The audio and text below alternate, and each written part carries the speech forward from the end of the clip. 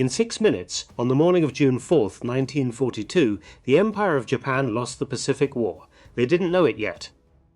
Neither did the young Americans about to die by the hundreds in obsolete torpedo planes over waters no map had ever named. But by lunchtime, 4 Japanese aircraft carriers, the same 4 that had struck Pearl Harbor 6 months earlier, would be burning wrecks on the ocean floor. This is the story of how it happened.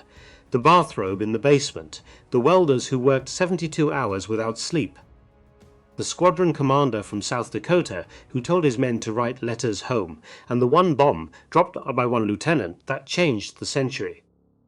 This is Midway, the bridge of the aircraft carrier Akagi, 4:30 in the morning, June 4th, 1942, 240 nautical miles northwest of Tepeku Coral, the most powerful naval force Japan had ever assembled cut through the Black Pacific. 4 fleet carriers, 11 battleships across the invasion force, 16 cruisers, 46 destroyers, 248 combat aircraft warming their engines in the pre-dawn dark.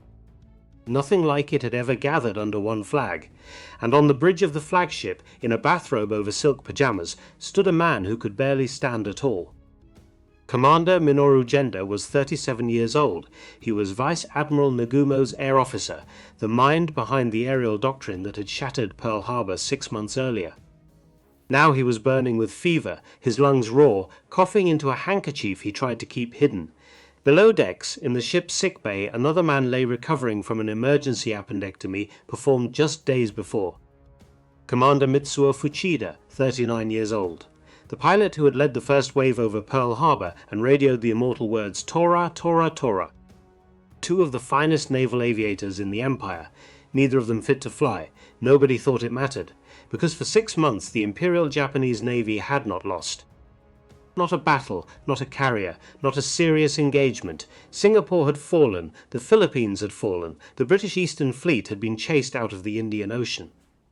85,000 British soldiers had surrendered in a single stroke, the Dutch East Indies, Burma, Wake Island, an empire spanning 20 million square miles, seized in half a year by an island nation the West had underestimated for a century. They called it victory disease, and that morning, off Midway, every officer on the bridge of the Akagi believed the same 3 things. First, that the Americans had at most 2 operational carriers left in the entire Pacific. Second, that the USS Yorktown, savaged at the Coral Sea a month earlier, was rusting in a Pearl Harbor dry dock 3 months away from ever fighting again. Third, that complete radio silence guaranteed complete surprise. All 3 beliefs were wrong, and the man who had made them wrong was sitting in a windowless basement 4,000 miles away in a wrinkled bathrobe and carpet slippers, working on his 16th cup of coffee. His name was Joseph John Rochefort. He was 42 years old, officer in charge of a place called Station Hypo, a combat intelligence unit buried beneath the administrative building at Pearl Harbor, where 12 hours meant a short shift and daylight was a rumor. He wore his khaki uniform beneath the bathrobe because the basement was cold and because he had stopped caring what he looked like sometime in December.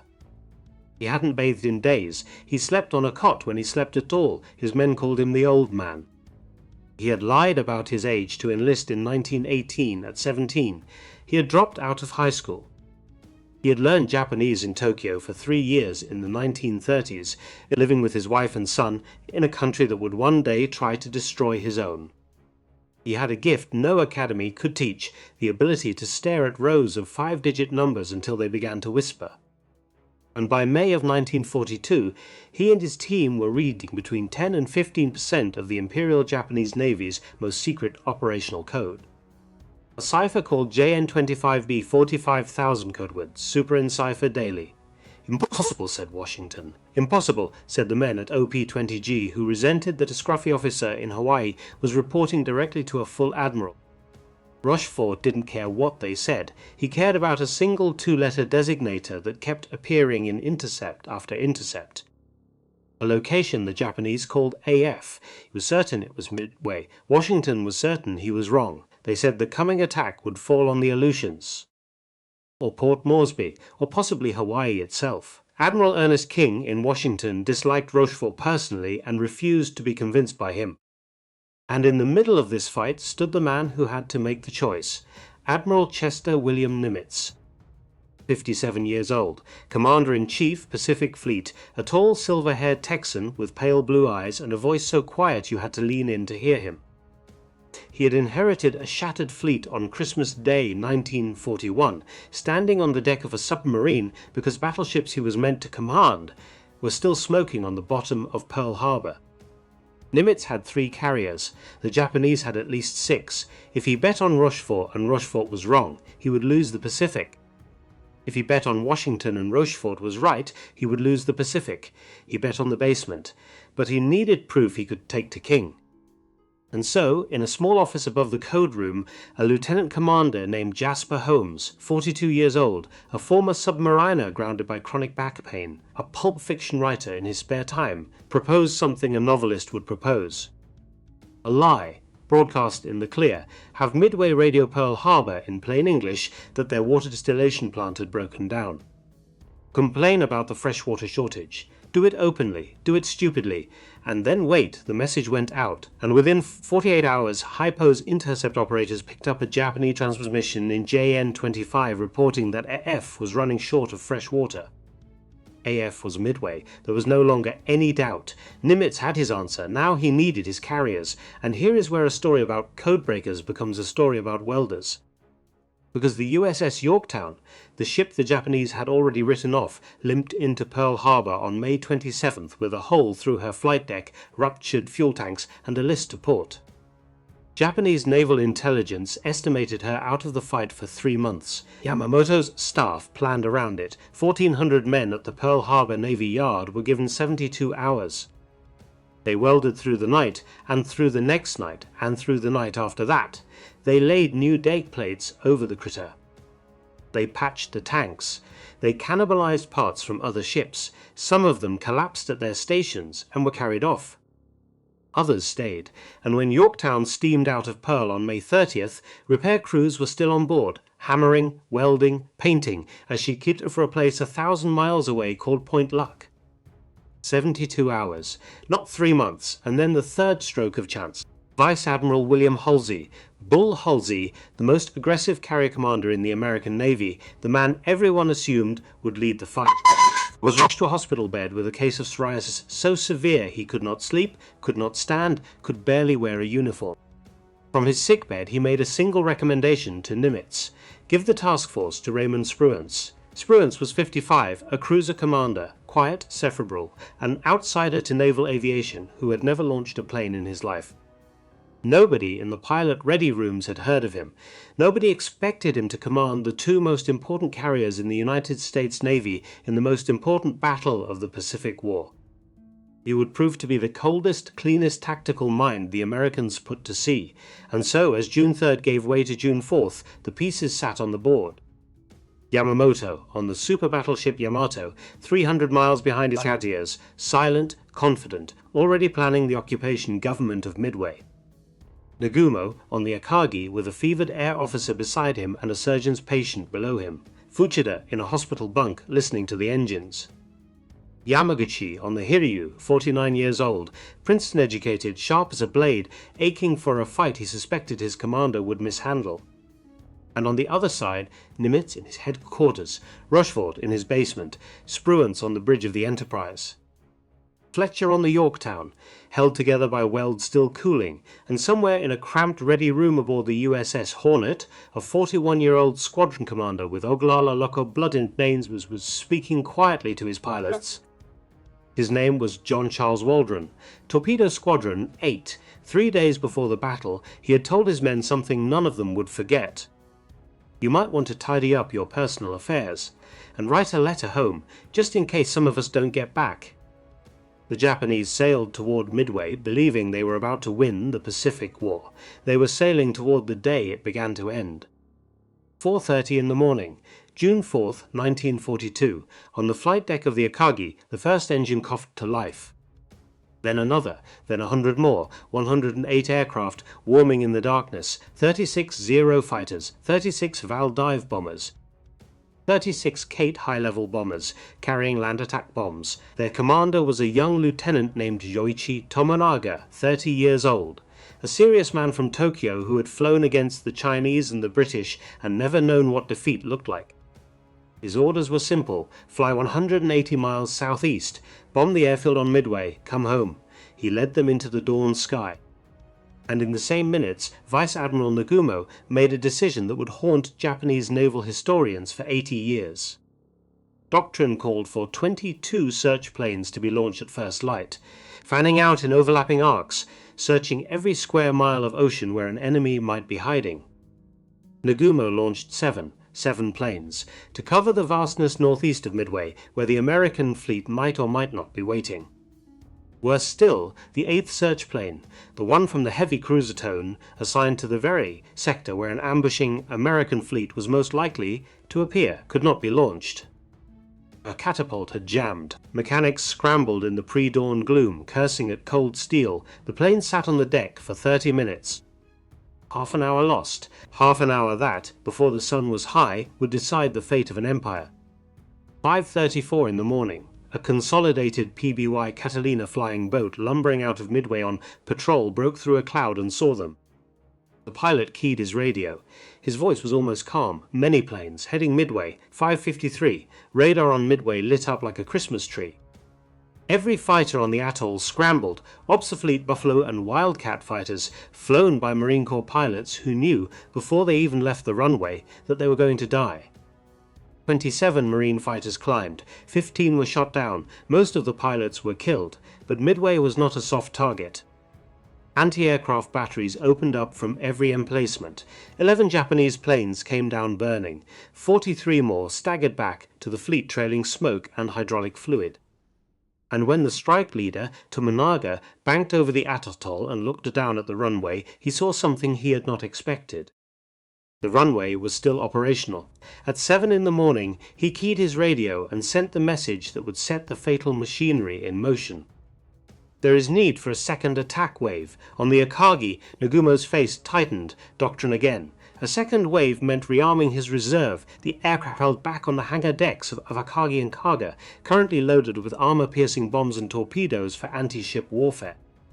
Weapons meant for American carriers. Carriers his scouts had not found. Carriers his intelligence swore did not exist within 1,000 miles. At 7:15 he gave the order. Rearm. Bombs for the airfield, not torpedoes for ships. Below decks, in the hackers of the Akagi and the Kaga, hundreds of sailors began a race against a clock they did not know was ticking. They tore torpedoes off the bellies of the Kate bombers. They rolled armor-piercing bombs back toward the magazines. They wheeled land attack fragmentation bombs up from below. Doctrine said unloaded ordnance must be returned to the armored magazines deep in the ship. Doctrine took time. Doctrine was inconvenient. So they stacked the bombs, right there on the hangar floor. Torpedoes too. Explosives resting on wooden decking, next to fueled aircraft, next to open fuel lines. And then, at 7:28 in the morning, 13 minutes after the order to rearm, the tardy search plane from the cruiser de Tone, the one whose catapult had failed at dawn, sent back the message that turned Nagumo's blood cold. 10 enemy surface ships, bearing 010, distance 240 from Midway, 10 ships, but what kind of ships? Were there carriers among them? The pilot did not say. Nagumo demanded clarification. Types, numbers, now. The answer would not come for 30 of the longest minutes of his life. And on the carrier Hiryu, a very different admiral read the same signal and saw the truth immediately. Tamon Yamaguchi was 49 years old. A samurai's grandson from Tokyo, a Princeton man, a friend of Yamamoto's, a commander whose flight crews trained until they wept from exhaustion. He had spent 2 years as naval attaché in Washington. He had shaken American hands and eaten American food and studied American factories. He had no illusions about who he was fighting. He knew what 10 unknown surface ships meant. It meant American carriers were out there. He flashed a message to the Akagi. Attack immediately. Launch with what we have. Nagumo refused. He was waiting to recover Tomonaga's returning bombers. He was waiting for full clarification.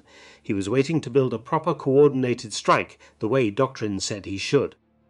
Yamaguchi cursed on the bridge of the Hiryu, and in the hangars of all 4 carriers, sailors kept swapping ordnance, stacking bombs on the deck, laying open the arteries of their own ships. At 8:20 the Tone Scout finally admitted what it had seen. The enemy is accompanied by what appears to be a carrier. Nagumo now faced an impossible math problem. Tomonaga's exhausted low-fuel first wave was circling above the fleet, waiting to land.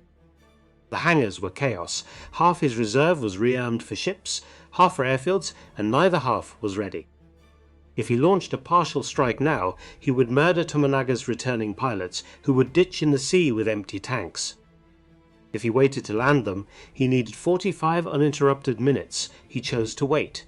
He would never have 45 minutes again.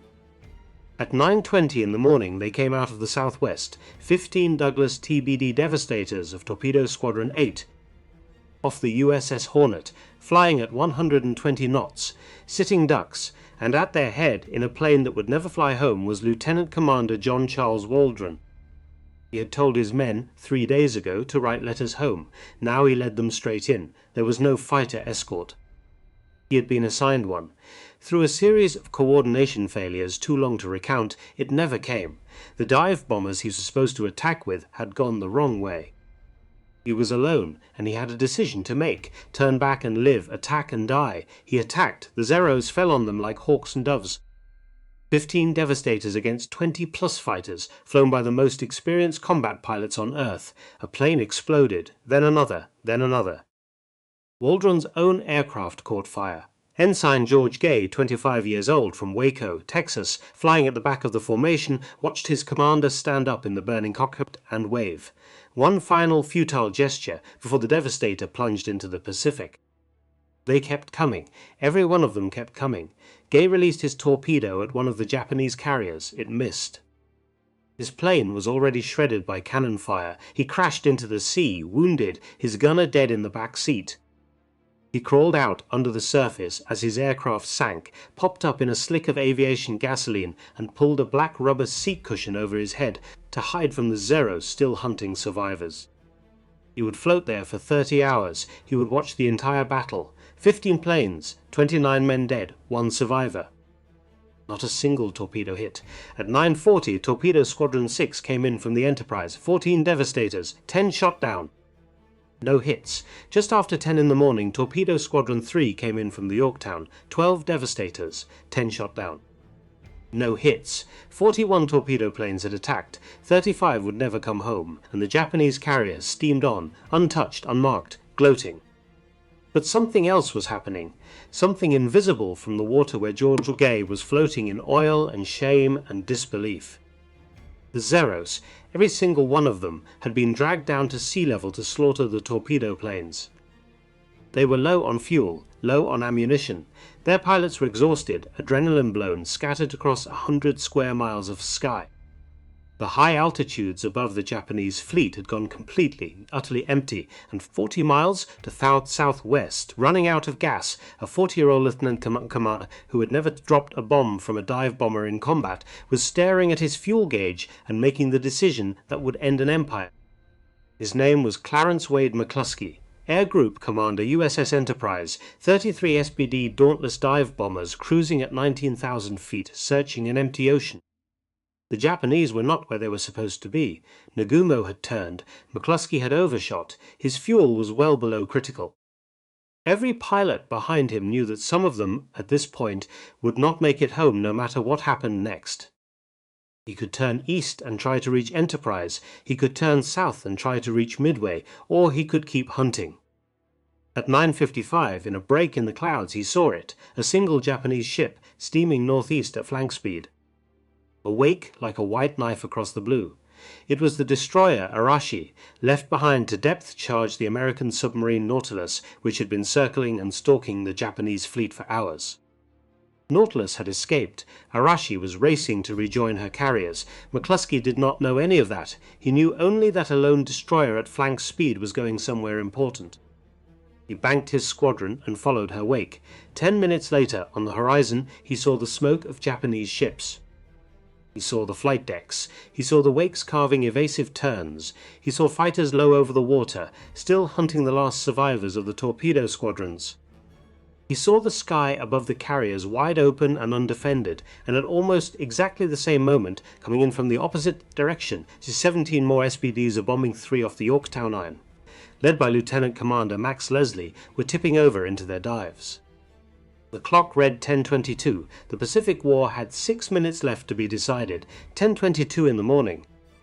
Wade McCluskey pushed his stick forward and dropped into the dive. Behind him, 31 Dauntlesses followed, one by one, tipping over into the near-vertical plunge that gave the SBD its terrible reputation. Dive brakes cranked open. Airspeed climbed toward 240 knots. The horizon disappeared. The blue Pacific rushed up. And then McCluskey made a mistake. American doctrine was written for exactly this moment. 2 squadrons, 2 targets. The lead squadron takes the far ship.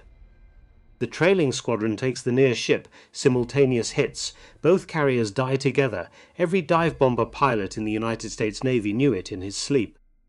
But McCluskey was a fighter pilot by trade. He had held command of the Enterprise Air Group for only a few weeks. He had never dropped a bomb from a Dauntless in combat. In the roar of the engines and the adrenaline of finally finding the enemy, he called the order wrong. He led his own squadron down onto the near target, the Kaga, and behind him the second squadron following doctrine, also Dubov on the Kaga. Both squadrons, one ship, and the Akagi, Nagumo's flagship, the beating heart of the Kido Butai, was going to sail out of this battle untouched. Except for one man. Lieutenant Richard Halsey Best was 32 years old, commander of Bombing Squadron 6. He was already in his dive when he realized what was happening, that everyone above him was falling on the wrong carrier, that the Akagi off to starboard was about to be spared, that in seconds it would be too late for anything at all. He pulled out of his dive. That is not something you do, not in an SBD, not at 200 miles an hour with dive brakes screaming.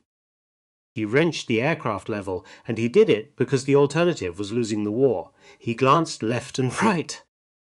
2 wingmen, only 2, had stayed with him. The rest were already gone, committed to Kaga, 3 planes.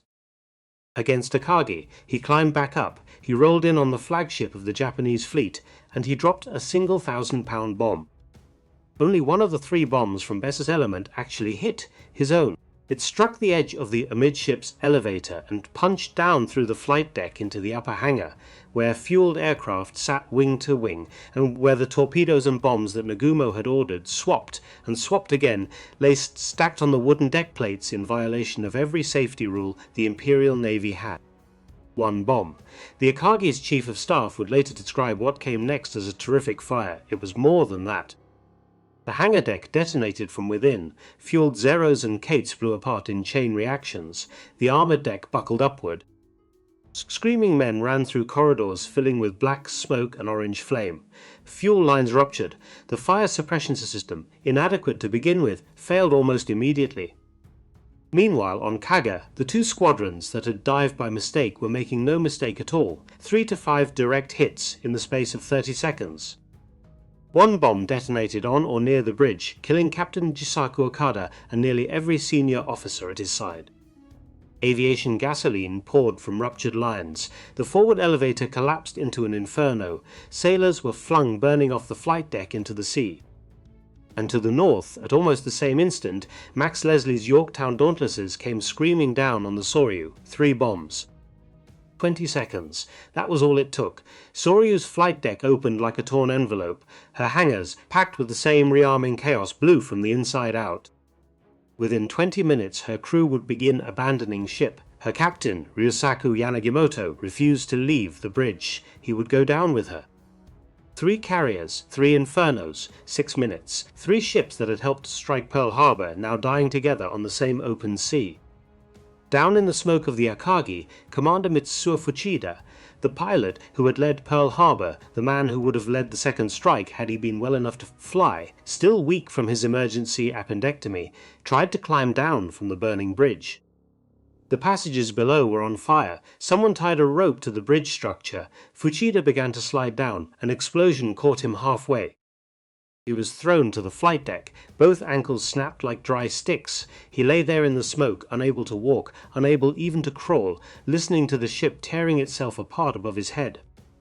On the flag bridge, Vice Admiral Nagumo would not leave.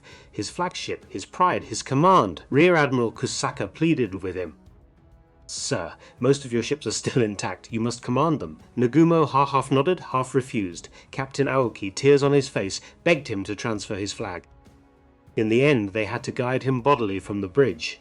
out a window, down a rope, off the ship he loved, to a light cruiser called Nagara that would carry him away from what he had done and what he had failed to do. Only one Japanese carrier remained, the Hiryu, and on her bridge Rear Admiral Taman Yamaguchi did not hesitate for 1 second. Every fighter he had, every bomber he had, launch, now. Within minutes, 18 Valdive bombers were airborne, hunting the American carriers. They found the Yorktown. 3 bombs punched through her flight deck, killed men in the engine rooms, and left her drifting, listing, smoking on the open sea. Her crew put out the fires. They got her moving again, briefly, and then an hour later Yamaguchi's second wave came. Torpedo bombers this time. 2 fish into her port side. The Yorktown began to die, but Yamaguchi's ammunition was spent and his fighters were gone. At 5 in the afternoon, 24 Dauntlesses launched from the Enterprise. 10 of them belonging to Yorktown's Bombing 3, orphaned when their own carrier was crippled, came out of the west sun and put 4 bombs into the Hiryu's flight deck. She burned through the night. By midnight, Yamaguchi knew. He gathered the 800 survivors on the flight deck near the bridge. He led them in 3 shouts of banzai toward Tokyo. The national anthem played on the ship's speakers, thin and lonely over the burning sea. Then he ordered every man off. He and Captain Tomoe Kaku turned to walk back to the bridge together. Someone below deck said they would rather die too. Yamaguchi refused. Live, he told them. Your empire will need you tomorrow. That's an order. He and Kaku stood on the wing of the bridge in the moonlight. Yamaguchi said, "Let us enjoy the beauty of the moon." Kaku agreed. "How bright it shines," he said. "It must be in its 21st day." 2 men, admiring the sky over the ocean where their empire was ending. Then a Japanese destroyer named Makigumo, under orders, put a torpedo into the Hiryu's bow and finished her. She sank 4 hours later. Yamamoto, 300 miles away on the super battleship Yamato, the most powerful surface warship on Earth, sat silent as the reports came in. Akagi, Kaga, Soryu, Hiryu, every carrier of the First Air Fleet, gone. At 11:55 that night, June 4th, he cancelled Operation MI. His operations officer, Commander Yasuji Watanabe, later remembered that Yamamoto retreated to his cabin and spoke to almost no one for hours. He knew, in a way that would not be said out loud in Japan for years, that his country had just lost the war. Not the battle, the war. Everything from Guadalcanal to Leyte Gulf to the mushroom clouds over Hiroshima and Nagasaki was set in motion by what happened in those 6 minutes off Midway. In the early afternoon of June 6th, the Japanese submarine I-168 found the wounded Yorktown being towed back toward Pearl. She put 2 torpedoes into the carrier and 1 into the destroyer USS Hamon alongside her. Hamon broke in half and sank in minutes. Yorktown held on through the night and rolled over at dawn on June 7th, taking most of the men who had died on her deck the day before down with her.